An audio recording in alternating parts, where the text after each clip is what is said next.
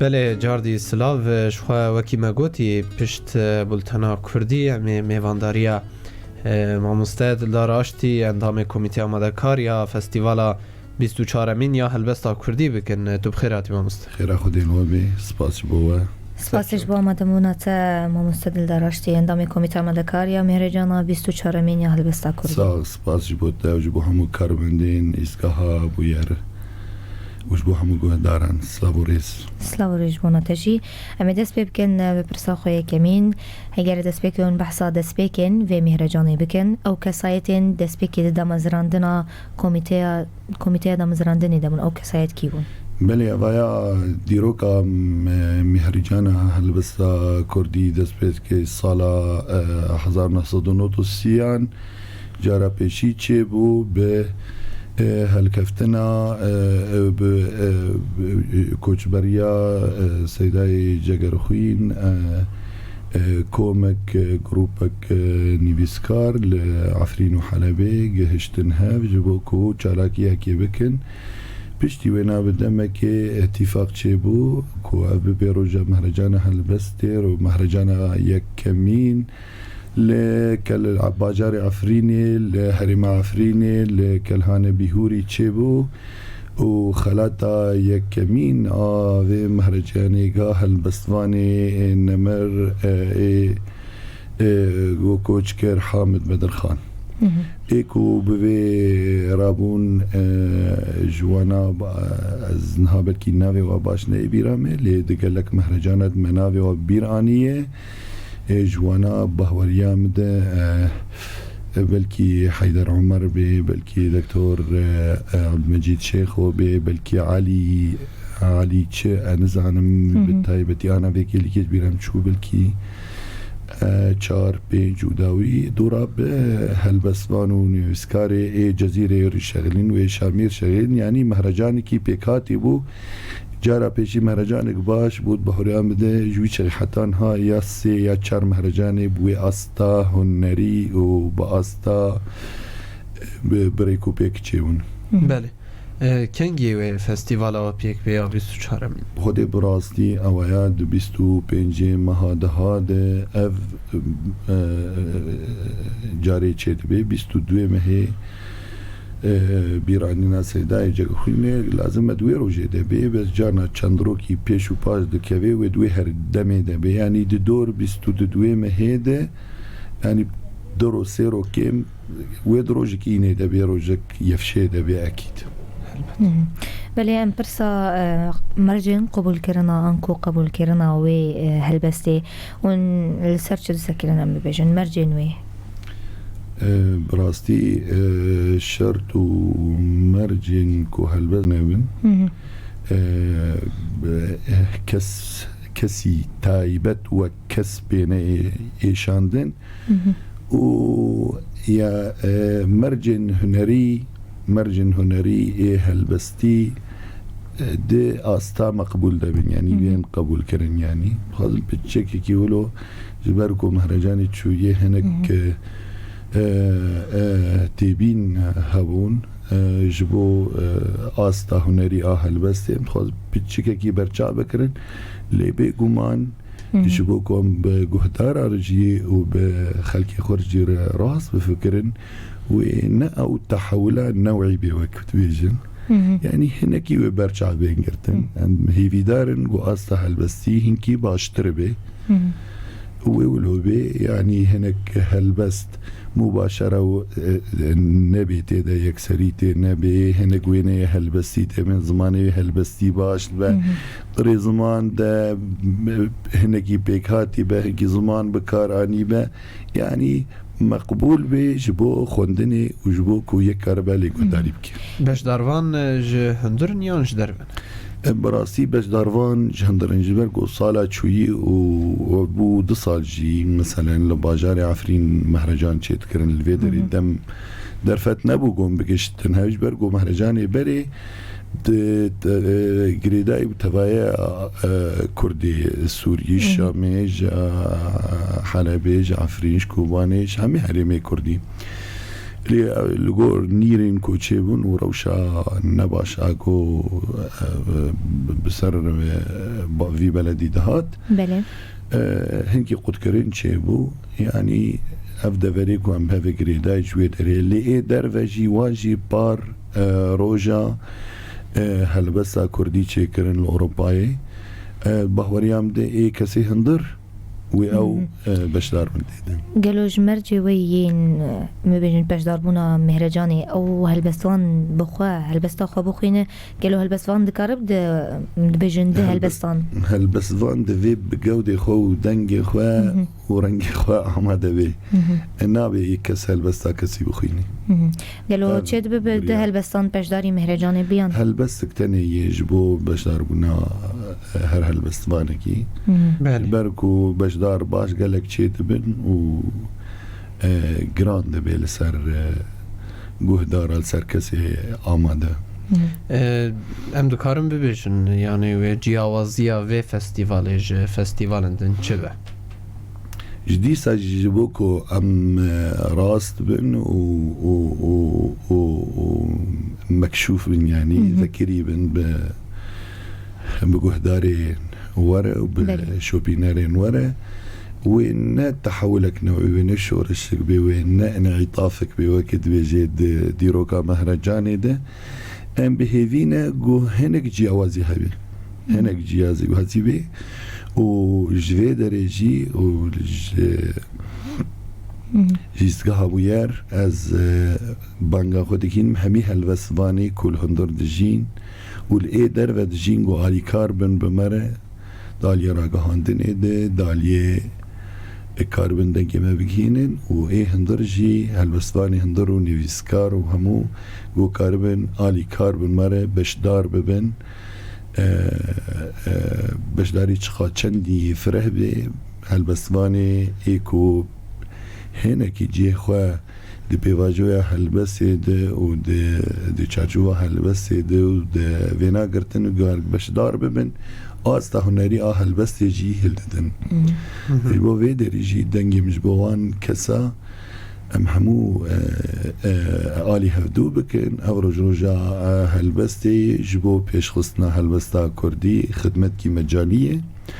ام تفجید کن گیشی برنگی کی مجانی یعنی به مقابل ام کار دکن کمیته که کو هلبستان هل بجریان که بفجرینه جکه پیکتی او کمیته هری داوی جی تیگو هرتن به هر مهرجان یعنی مهرجان 24 مین لجنه که نویه یا نه 25 مین یک نو به یا نه ها چند سالین بری جارنا کمیته آماده کار دهات نو کرن چنداک جی کم کت نافذن چندگینه يعني امكان بيجن تقريبا هر كوميت وهر صال كسن اندام النهدنا هنا ايصال جي چند اندامين هنزدي سيزده انداما دور 4 يان 5 اندامي نود ناف دهنه او كوميتا آماده کار مناوي وي گوهرتي مكري كوميتا مهرجانا هلبستا كردي لسوريا منا ماد بيجن كوميتا آماده کار لدهندري ويدا كوميتا كوي ويدا مشخوت شكر جبركو پیشبرکا هلبستی تنه مهرجان سیزدمین و 14 ده پیشبرکا هلبستی هبو خلاطا چاکترین هلبست هبو ام ناچار بون کو ام کومیتا که نرخاندن اج دروی کومیتا خود چکنوی چاگی کومیتا نرخاندن دروی کومیتا آماده کار بو آنها کومیتا آن نرخاندن یان جارنا بیجن ناف خود آسر راست کرنی جار کسایه اول هلبست آوادگرن دخوینن و دشوپینن و نپلاد دنیده بو خودی همه 4 اندامن یعنی تکاری بیجی همام نبیجن مشکلات نجبو بلکی پرسگریک مردر نکمن جبرن کلبست ناین پجراندن آستوایی هنری باش نزمه ام دکارن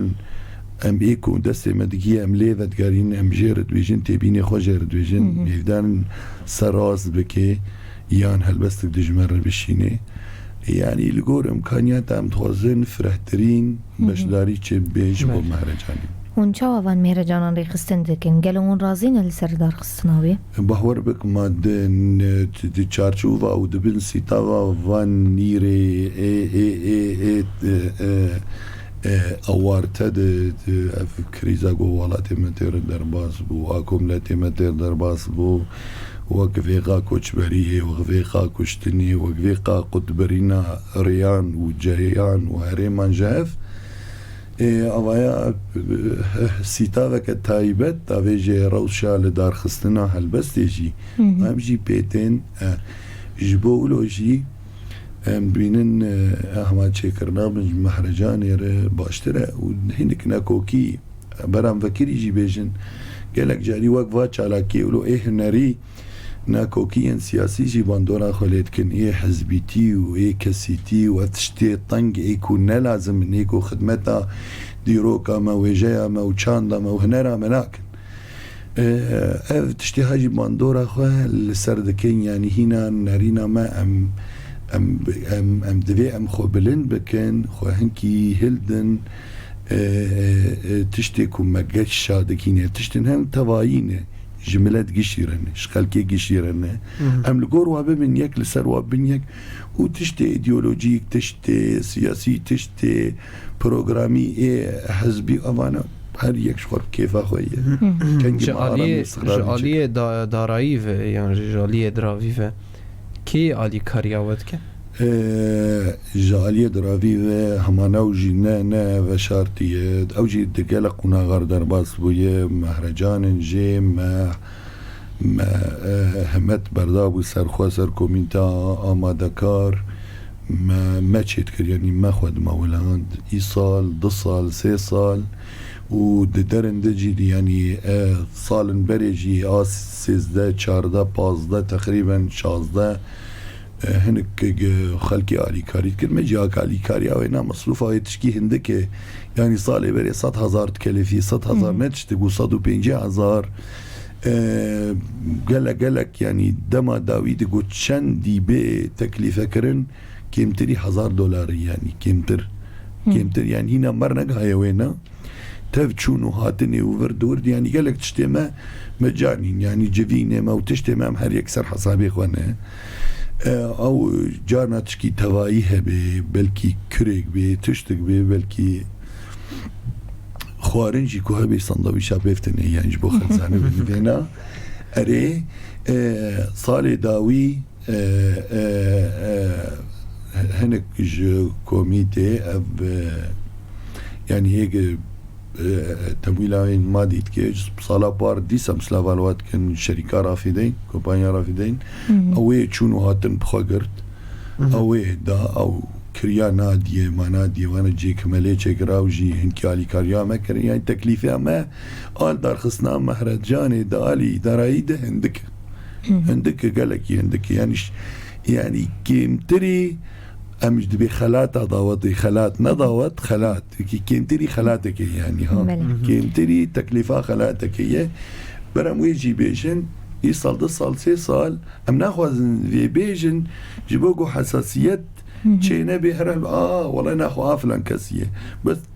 تكازدكم كوميتا مهرجاني كوميتي كي سر بخويه برا سر بخوي شكيد نافده من كارن نافده بن ودالية دارایی والله هسكارن بيجم نزن و باندورا و ايني بيان و نباش به جبرگو جهاد کی سیاسی کردی 20 سال 2 سال 3 سال آلی کاریت کی بری گلک کار دکر پیشورو دمك هم چونجم شركات دجلي هم چونجم حركة تشتك هندك بون يعني ها 10,000 ولو 5,000 جبر ما قلت مثلا بارتي ديمقراطي بو مثلا داما حزب الإرادة الشعبية بو أو داما وقت ما قلت تاف هندك يعني تاف دقها حدودي كيمتدي 100,000 بله تبلیبونا هجماره که مزنج هلبستانان جبو و مهرجانی چما خود سپیرن تنی هجماره نه جوره ام ببیجن چما اعتمادت کن لسر کم نه نوعی ام ببیجن خودی مانه اوایا وقت بیتی بلاف کرن دعوت توایی چه دوی دعوه گشتیه وإيجو حاضر بيجي متخوازن حاضرين متخوازن قالك حاضر ببين جبان راستي چالاکیان ویژه‌ای چالاکیان هلبستی چالاکیان کوبوی شکلی چید من هندک چید من اگر هر محکی و هر دمها و هر سه مها تشکیل و چه ببا خمنت کرم مروف کاری بو آستا چه که آستا هر آست کنری تشکی جرن یان جی هر بشک وق جوره هلبستا استرانی تبکه تروش که جر چه جوره هلبستا گلیری هی اوا خوش هوا کو قد مروجي حسكي ومرون زاني چما مروجي حسكي هلبستا سربس يا انوجن هي سربستا كلاسيك آكش ساز هي آل سر بيلاوازا هي وآل سر موفقا هي افتف جوري هلبسي هالمروف زاروكا هلبستا جبو مندانا جبو زاروكا افجي تايبتك وهبا ليه باعتبار او درفت هنا ملجم خوناديتيه وبلكي جي امكانيات ما نقها من ويناوا كوميتا مهرجاني يعني درفت دوجي بيج تشي بن مروكاني فات شتاب فكري ويباش بايش بولو افتف شوا دنابش دارا دي بيدا دبن يعني جارنا يكي شوبينر خوينر متلقي بيوم هفشال بس بوفينا خن مثلا بتشافي هلبستا نوجن ليدناري بلغور مرجن هلبستا نوجن لغور هامانين هايمانين هلبستا نوجن ليدناري بيرشاج دبي يعني جي يك لغور بيوان ومرجن هنري ايه هلبستا كيش اساس لا نوجن ناري بيرد خرلتي هر يك جوا براستي جوراكا وهر يك جي شرط ومرجن وي اتايبت هنا مرجن ويني هنري هنا اجبو فيكي بله بيشكي دريج ده كمان نا مشكلة نينا هم في برسيجي بكن بشتي هر فستيفالكي هون تينا رخنا كرن هون هول دن ده كوبين نود يعني جي مهرجان بيدا وان شاشتيان و كيشان سر راست بكن ما هو ربك اذ رخنا يان تبيني قال جواد جي خدنا وراستن ودندري كوميتي دجي ومخو بيجي وكس هر يكي تكزدك السر تاكيدك انه شاف شاشتي درباز بن لنهر تشتيغو تيغوتن راسته بيتري رخنا ايكو هاتن كرن لسر آستا هنري بس تيبو ليه مخابن ده نافجينين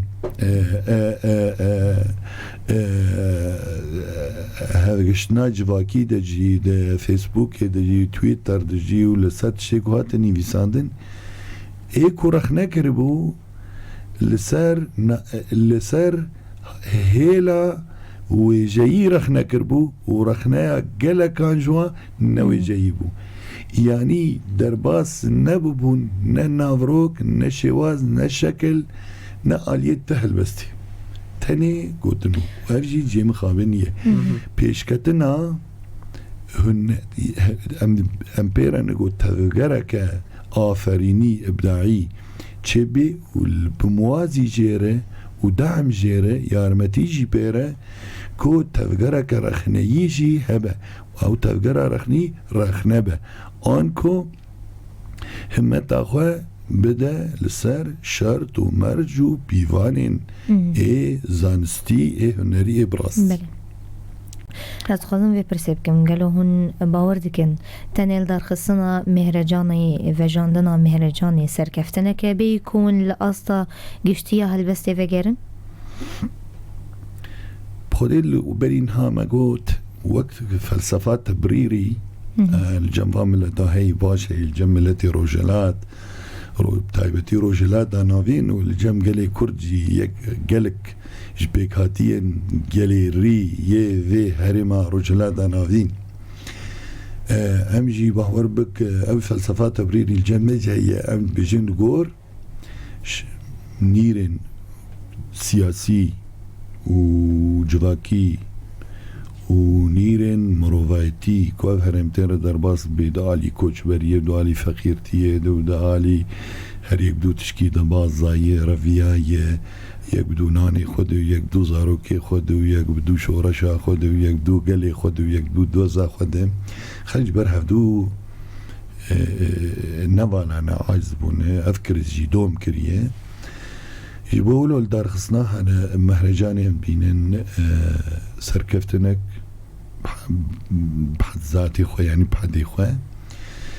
اللي ما قلت ما أمولو بيجن بيكو أمقابنا ببيش درادن أجي جي برسقريك يعني مشكلات كيشاكة دوين مرو بفكري براما كوغاف كبر ببيش دوابيجي جبركو چند مهرجان تشتي ولو جهاز دواده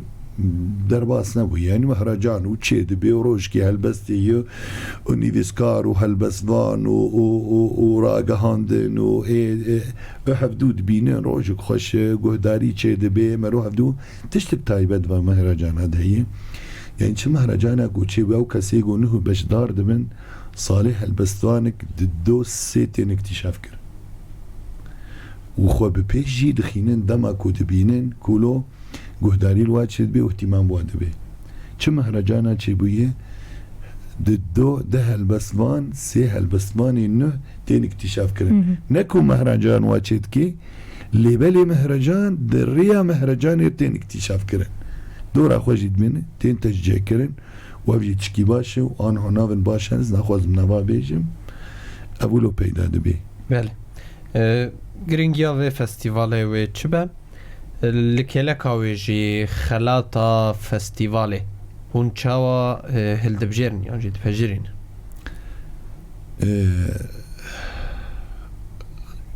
گرنگیا فستیوالی مهریجانی مهریجان بکاردینن بله دوینن کردیه نهگر نه کردی بیجی ایرانیا کونه فارسی همو فارسی هر دو جرد بیجن گرنگیا وینا بوک برین همه ماجه ویکر ما اشاره ویکر کو امی تبل هفدو بجبن امی هفدو ببینن و بخیرا وینا مهون جدید المدنگی خواه گهاند گهداره ایسگاه و یرجی آهیجا آگو که ماسیه که بواجب خو برکی خوی را گهاندنی باش را دبجی سپاسیه سلاوش بو هموکا سپاس کن و میتی ده هفدو ببینین جی و می هفدو گهداری جی بکن و او تشتیگو هاتن خوندن پار صاب مهرجانا بار بونه يعني وبن برتوك دروجا مهرجان يدبين بلاف كرن وإيصال جي ذي مهرجان يجي لازم امشاب بكن وبين بلاف كرن أو ياد بيوك استجهكي محطاكي نا أو شورش نا أو نقلا نوعية لبني محطاكي استجهكي جرينجا جبوكم ليه هفدو بجفن أم كاربن چندي وينا بکار بینن تیخن خدمتا وجا و چاند دا خود وجیه سربلندیه بین ام بحثا جبو خلاته براسی ناف تین ترشیح کرن بربشیر کرن تین چند ناف تین بجارتن بیتری وی امتخوازن نشخوا هلبستوان بین جارنا نافن تین بر بجير كرن كو چما ناف اي اودة تشديد ده هجانا خورتن خدمتا وهاي تشتي وهاي اللي اف مهرجانا هلبست يبت ام دخوازن يقو خلات بيجي هلبستوان به يجبولو جي چان جارنا تش نافن بكار يعني برچاوتيك وقبرين هاما آماجه كر و اشاره كرن و هلبستا استراني هيا آقليري هيا جنا هيا جناني بله جناني يعني نسوي أوايا هي بچن جاريا مثلا جن بجارتن بس نقو أو جن بلكي هنك وك مير جواجي هاتي تربون وكان بس فان بس نا بقولوا ضرورات وبيوستي انجواك جانا تشتغل لسرتا مثلا هي مباردا محمد علي شاكر وك هلبستوان يعني هلبستوان اريستران وانا اري اواز آواز أذكره آواز و نوتدا دانجي بله لي مجبو وك هلبستواني سترانا هلبستا ستراني وك هلبستواني هلبستا ستراني بله ما أو بجار قالك تشتين برشاف كرن بس بالتايبتي نلسر وي تشتيكو بشتار دبي بيد هلبسته ده تبايا كاريوي ايه هلبستي لي اجا خباتي وي در دور جي تين برشاف قرتن لي آبن جهين خباتوي دواري هلبستي دي آساوي هلبستي برهمين وي ايه هلبستي بله قالوا فيتويك اللي سر هلبسوانك هي يجبو باش داربوني فيتويك اللي سر تهلبسواناتنا و يكجار جيتنا وجفيدر دي صابان كم هامي هلبسوان وخوان دينه قو باش دار ببن دي مهرجاني دي وهلبستين خو بخوين وقتاني ما قوت يك او شور سخيف خبر اي مباشر خبر كي هلبستيانه جي دبيجي برا بيجي خبر كي هلبستيانه بشوية كي هلبستي سمبولي تيك كاربي خبر اخو بيجي برا خبر اجمر جي بدي نه بس برا مباشر به هلبستيانه به او قوتن جانا مثلا تين يكلوا هبدو بإيشينين نا قو ببي صدمانا كوكية دو ناف ملت دو ناف خلق نتشكي چاندئية نتشكي ويجيية نتشكي هالبستيانية بله أبايا هنك شرطو مرجين هنري يعني ايه مقبول ايقو هما بين بجراندن ايقو خلق رخني مزن نكن تفيتو السركسيتنا واجفيدري باندكم بهيفيداري وبدوستاني وبدليشي هزبان هم كساتكم قو باش داربن دفيروجا هلبستي دو هلبستي خوجي بس ينكارن دس يجبركو اندامي ما يعني تاريما تقريبا شكوباني حياة بيدري هنا حياة دير كحمكو هنا حسكي هنا العمودي هنا دربسية هنا اللي قامشلو هنا بدسجي امجد سوادقنو جارنا هنكا جوار بدنك جمار تشينين هنك اندام جوار نيفسي يعني ام دوستن بدسجي جوار نيفسين بدنك تسجيل تشينين دبي جمار بنيفسين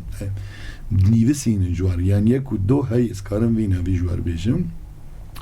ودريا ايميلا مهرجانا هلبستا كردي لسوريا هاتي خويا كرن ايكو بخوازي كاري سرويجي بشيني وحمو كس وخون ليه وحمو وسر سرا وسر چاوا من دين مهرجانا خوا دين جهه خوا ام تني ادارت ام ناخد يون يروسته ده ما سبب لك نتي ده وهنك جماجي بهور بك تخوازن در كمن يعني تخوازن نتي ده من قالك جاري برستيكرن يا بو ما اجي بون وقت بارتيا و دفاع چند هنك چند سال دي دوباره براسي وقت ريباز وقت فكر ام تخوازن جاري هنكي كان هبن وهنك هبن اجبر حساني دبي كار يعني تجرباك چه دبي دي داري تبي قو نتشكي زحمت اجي بس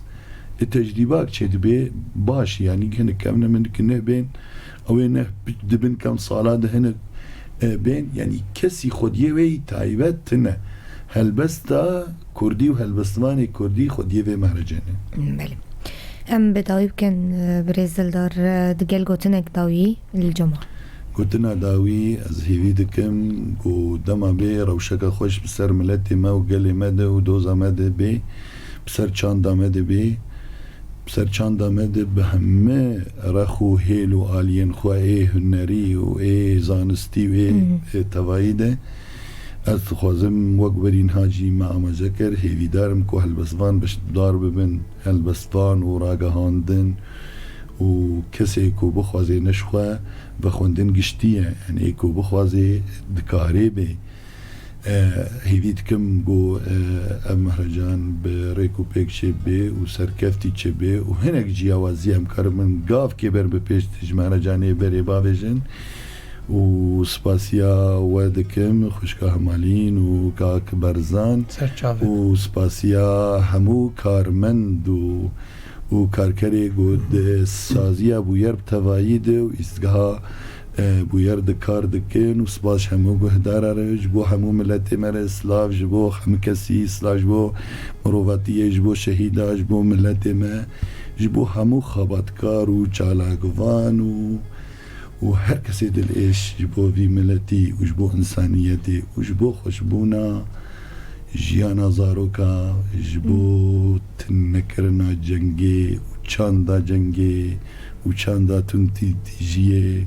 و سری وج مرسا وای زور سپاس و جیانا و هلبستک اوینی خوشبه لبرجيش خو متايب كان برزان باش يخرج بو في شخو باش يه جنجشيه امي نافر كي بسين الجمع على ومي فجر انتاكم كلا واسبه بور بردوام كان دور نشن